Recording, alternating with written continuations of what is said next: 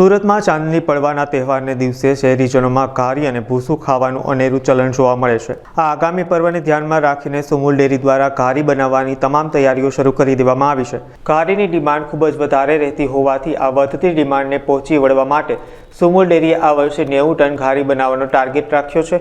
ગત વર્ષે સુમુલ ડેરીએ 85 ટન ઘારીનું વેચાણ કર્યું હતું, ત્યારે આ વર્ષે ઉત્પાદન વધારવામાં આવ્યું છે।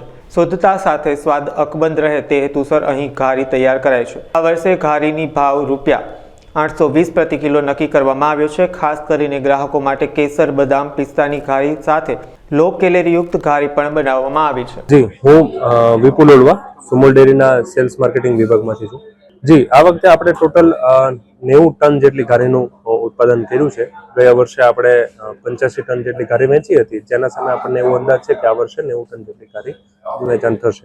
આ વખતે જે ઘારીનો ભાવ છે તે કેસર બદામ પિસ્તા ઘારી ₹820 કિલો પ્રમાણે રહેશે, તેમજ જે લો કેલરી ઘારી છે 200 ગ્રામ પેકિંગમાં ઉપલબ્ધ છે તેનો એક પેકનો ભાવ ₹200 જેટલો રહેશે। જે આપણે આ કેસર બદામ પિસ્તા ઘારી જે છે એ 250 ગ્રામ અને 500 ગ્રામ એ બે પેકિંગમાં અવેલેબલ છે, તેમજ જે લો કેલરી ઘારી છે તે 200 ગ્રામ પેકિંગમાં અવેલેબલ છે। સુરતીઓને તો જે ચંદની પડવો નિમિત્તે બધા સુરતીઓને ઘારી અને ભૂસું જે ખાતા હોઈએ છે, તો એના માટે જે અમારી સુમુલની જે કહેવાય ટેગલાઇન બી છે કે શુદ્ધતાની પરંપરા, અને અમે કહેતા હોઈએ છીએ કે આપણે લખી છીએ સુરતમાં સુમુલ છે, તો આ બંને ટેગલાઇનને સાર્થક કરતું અમારી જે પ્રોડક્ટ છે તો એ સંપૂર્ણપણે હેલ્ધી, સ્વાસ્થ્યપૂર્ણ રહેશે।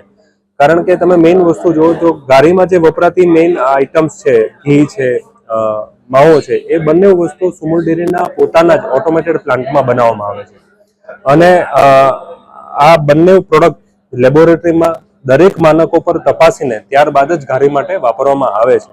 તો સુમુલ દ્વારા બનતી ઘારી સંપૂર્ણપણે હાઇજેનિક અને સ્વાસ્થ્યપૂર્ણ છે, એ આપણે કહી શકીએ।